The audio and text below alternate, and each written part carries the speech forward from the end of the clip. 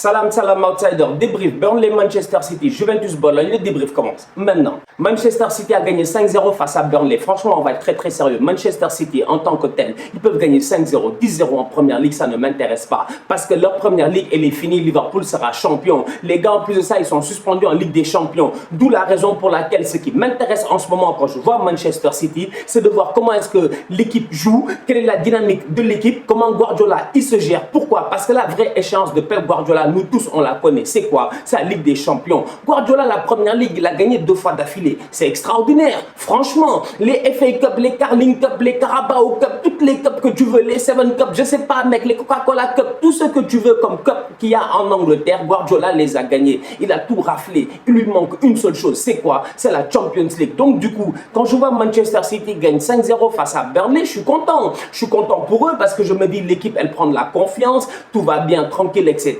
Donc quand ils vont arriver face à Madrid, ils seront encore beaucoup plus confiants. Offensivement parlant, il n'y a rien à dire. Riyad Mahrez, il est au top de sa forme. Franchement, je veux dire, Riyad Mahrez, pour la première fois, enfin, il prend l'ampleur de son importance dans l'effectif.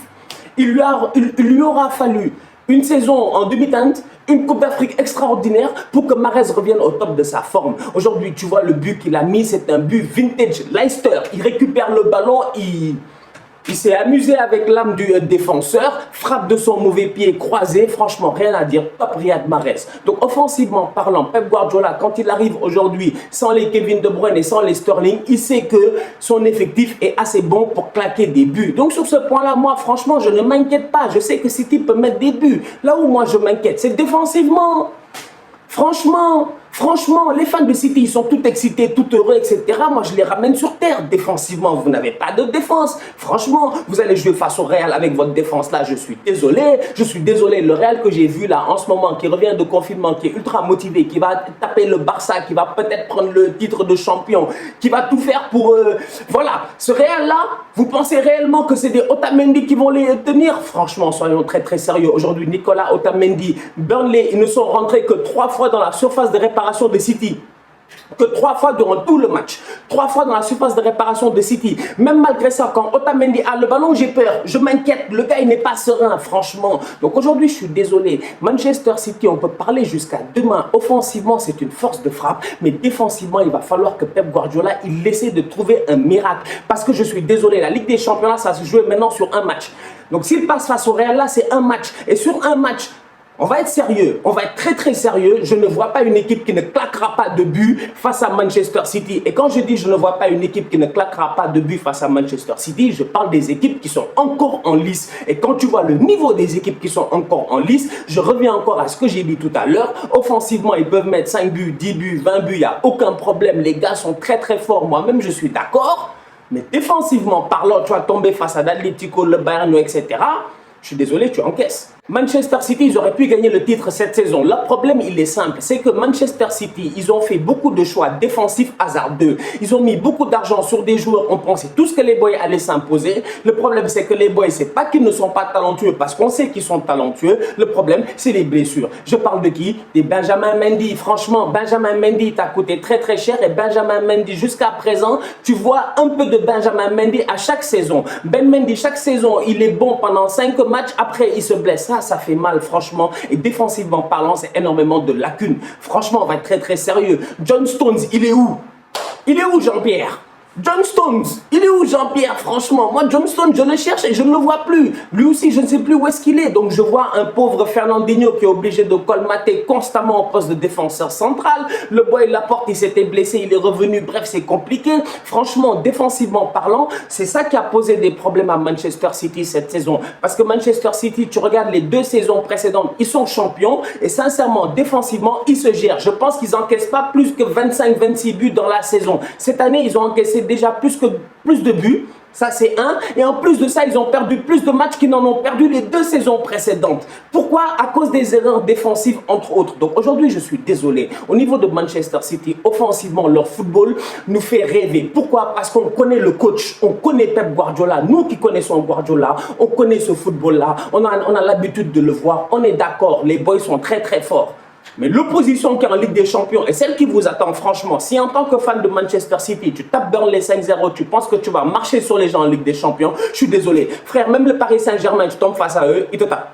Les fans de City, peut-être qu'ils vont me trouver dur, mais sachez une chose, c'est que moi, j'aime bien ramener les gens sur terre. Maintenant, on va parler de Phil Foden. Sincèrement, c'est mon coup du cœur. On va être très, très sérieux. Coup de cœur. Le boy, il est trop fort. Il est trop fort. Phil Foden, il n'y a rien à dire. Son football, il est propre. Sa vision, elle est propre. Et quand je regarde Sancho, par exemple, qui vient du centre de formation de Manchester City, qui est un boy de Manchester City, qui est parti à Dortmund parce qu'il voulait plus de temps de jeu, on ne lui donnait pas. Il est parti à Dortmund, il a explosé, ça a marché. Le boy Foden, peut-être qu'il aurait pu partir en prêt. Il n'est parti nulle part. Il est resté à Manchester City. On ne lui a pas donné beaucoup de temps de jeu. Mais quand tu vois que le petit, il vient d'avoir 20 ans, il a eu 20 ans il n'y a même pas un mois. Il vient d'avoir 20 ans. Il a joué 26 fois en tant que titulaire avec Manchester City. Il a des statistiques de malade. 13 buts, 10 passes décisives. Je suis désolé, on est là en train de parler des Mason Mount et tout. On doit garder un œil sur le petit Phil Foden. Parce que Phil Foden, il a une chance extraordinaire. C'est que l'effectif autour de lui, c'est que des champions. Franchement, des champions du monde, mec. Des David Silva. Des David Silva. Et Phil Foden, il va jouer au même poste que David Silva. Sachant que David Silva va sûrement partir et que c'est sa dernière saison,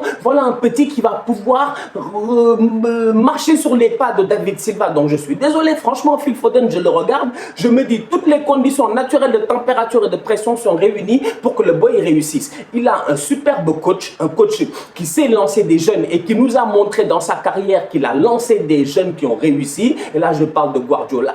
Il a une superbe équipe qui aujourd'hui, franchement, il n'y a rien à dire. Manchester City, il se gère. Et derrière cela, il a de super mentors, et là je parle de qui? Des David Silva, des Bernardo Silva, des Kevin De Bruyne, de tous ceux qui sont là. Donc franchement, on va être très très sérieux. Phil Foden, gardez un œil sur l'enfant parce que le petit, toute honnêteté, il est talentueux. La Juventus l'emporte 2-0 face à Bologne grâce à un penalty de Cristiano Ronaldo, super frappe de Paolo Dybala, rien à dire. Maintenant, on va être très très sérieux. Sarri, la dernière fois, il est venu. Parce que Sarri, on va être très très sérieux. Il a perdu ici une finale de Coupe d'Italie face au Napoli. Il arrive, il nous explique quoi? J'ai parlé avec Cristiano Ronaldo. J'ai parlé avec Cristiano Ronaldo pendant très très longtemps. Il m'a dit qu'il veut jouer sur le côté gauche. Parce que c'est sur le côté gauche qu'il a été le plus performant durant sa carrière. Aucun problème. On est tous d'accord avec ça. On l'a tous vu parce que Cristiano Ronaldo, on a grandi avec lui. Franchement, on l'a vu de ses débuts jusqu'à aujourd'hui. Donc nous, on peut parler de Cristiano Ronaldo. On est d'accord sur ce point-là. Sur le côté gauche, il est dangereux. Mais il était dangereux dans le temps où il était vif. Il allait vite, franchement. Je veux dire, aujourd'hui, Cristiano Ronaldo, je l'ai dit la dernière fois, il peut avoir les muscles d'un jeune de 25 ans. Le problème, c'est que le football, il va beaucoup plus vite. Il y en a qui vont me dire, non, Stan, il n'y a aucune logique dans ce que tu dis. C'est parce que vous n'avez pas compris ma logique. Franchement, physiquement parlant, Cristiano Ronaldo, il a un physique extraordinaire.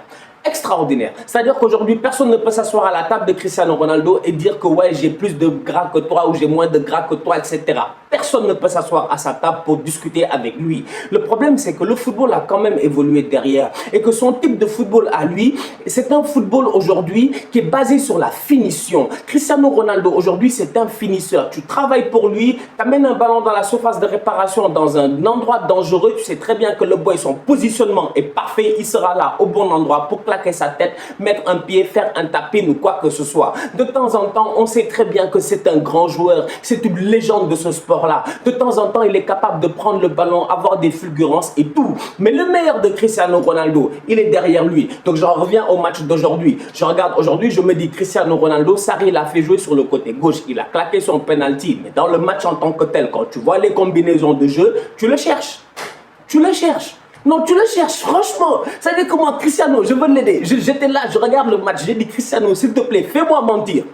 Fais-moi mentir. À part claquer le penalty, il n'a rien fait d'autre en fait pour me faire mentir. Il a mis des coups francs à l'ouest. Je veux dire aujourd'hui, les vrais catalyseurs de cette équipe de la Juventus là, ça a été Bernardeschi et Dybala. Cristiano Ronaldo, il est là, il n'y a pas de problème. Tu donnes le ballon, il va contrôler, il va faire son passement de jambe, il va faire la talonnade. Le gars, il est sérieux et tout. Tu as l'impression qu'il est en train de faire du... Il n'y a rien à dire. Il n'y a rien à dire. Il est dans ce monde à lui tout seul. Mais le problème, c'est que collectivement avec cette équipe là, sincèrement, jusqu'à présent, je persiste et je signe, ça ne fonctionne pas. Paolo Dybala Dybala, il continue à enchaîner les top performances. Là, il s'est géré. Franchement, la dernière fois face au Napoli, c'était presque le meilleur joueur sur le terrain. Là, encore une fois, aujourd'hui, c'est lui qui est là à la bagatelle du jeu. Dybala, super ballon, 1-2, faux 1-2 même avec Bernardeschi. Il se retourne, il enroule le ballon, pied gauche. Classique Paolo Dybala, on sait qu'il est capable de le faire. D'autant plus que Dybala, c'est ce genre de joueur-là qui, n'importe où ils sont sur le terrain, ils savent où sont les buts. C'est important ça pour un joueur de football. Il y a des joueurs de football qui aujourd'hui c'est des attaquants, mais tu leur demandes à un moment donné où sont les buts, ils ne peuvent pas te dire.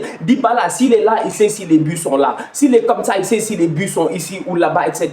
Bref, en fait, le mec, dès qu'il reçoit le ballon, il a une demi-seconde d'avance sur le défenseur. Il se retourne, il enroule le ballon. Donc franchement, aujourd'hui, la Juventus, elle a gagné 2-0. Il n'y a rien à dire. Il n'y a rien à dire. Ils ont gagné 2-0, tranquille, posé face à Bologne et tout. Mais je regarde encore le jeu de la Juventus. Je regarde ce qui se passe, je regarde la dynamique. Parce qu'aujourd'hui, nous, on juge. Pourquoi? Parce qu'on regarde ce qui se passe. Chaque week-end, tu regardes le Bayern, tu regardes le Real, tu regardes le Barça, tu regardes City, tu regardes Chelsea, tu regardes je sais pas quoi, tu regardes tous ces clubs-là à travers le monde, mais franchement, quand tu regardes à gauche et à droite, tu peux sentir un peu au niveau de la Juventus qu'en ce moment, ça va pas très bien. Franchement, je veux dire, tu peux être supporter de la Juventus ou pas, mais ça, il faut le voir. Donc aujourd'hui, sincèrement, ils ont gagné 2-0, rien à dire, mais derrière, dans le jeu, ça reste encore. Tout à l'heure, je parlais de défense avec Manchester City en disant qu'ils n'avaient pas de défenseur. La preuve, regarde qu'ils ont laissé à la Juventus. C'est pas Danilo pour Joao Cancelo. D'ailleurs, Joao Cancelo, jusqu'à présent, je cherche. Franchement, je cherche. Franchement, je cherche. Le boy, il est rapide, on est d'accord. Il a le physique d'un joueur de foot, on est d'accord. Il a le swag d'un joueur de foot, on est d'accord. Mais Joao Cancelo, jusqu'à présent, je vous dis, je cherche. J'ai pas encore trouvé. Sincèrement, le boy, oui, on peut dire qu'il est talentueux. Je suis d'accord. On a vu ce qu'il a fait à la Juventus, malgré tous les petits problèmes qu'il a eu et tout. On a vu ses débuts. Il est virevoltant. Il y a rien à dire, c'est comme un Semedo plus.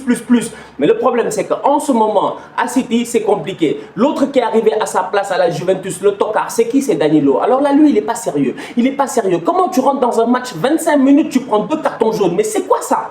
C'est quoi ça? Franchement, je vous dis à la Juventus, il y a des problèmes que les gens ne voient pas. Il y a trop de problèmes dans ce club-là. Quand je vois Pjanic qui veut partir, je me dis que Pjanic, j'aurais jamais cru qu'il aurait quitté quand même la Juventus. Mais là, il veut partir au Barça. Peut-être que lui-même, en fait, au fond de lui, il a envie de partir. Tu vois ce que je veux dire? Sincèrement, je suis désolé. Le projet de la Juventus, pendant des années et des années, il était au top. Ils n'ont pas réussi à gagner de Ligue des Champions. Là, j'ai l'impression qu'il va falloir, sincèrement, vendre Cristiano Ronaldo. Faut qu'il parte. Sincèrement, faut qu'il parte. Avec tout le respect que j'ai pour Cristiano Ronaldo, faut que Cristiano Ronaldo il parte et que la Juventus reconstruise l'équipe autour de Paolo Dybala. Parce que j'ai peur que si Cristiano reste, les autres vont devoir partir. Les autres vont devoir partir parce qu'il va falloir faire de la place à Cristiano Ronaldo. Et à ce moment-là, la Juventus risquera de se perdre. Bon la famille, on se capte dès demain pour un nouveau débrief avec le Barça qui va jouer face à Bilbao. Bonne chance aux Catalans. Comme j'ai dit hier, ils sont foutus. Ça risque d'être compliqué. On sera tous là. On va voir ce qui va se passer. Kike, gère-toi. D'un côté, il y a Tottenham aussi qui va jouer. Mourinho, le truculent. Bref, la famille, on continue à liker, on continue à partager. On s'abonne. Merci beaucoup pour les abonnements. Continuez à vous abonner. Ça fait plaisir. Tous outsiders.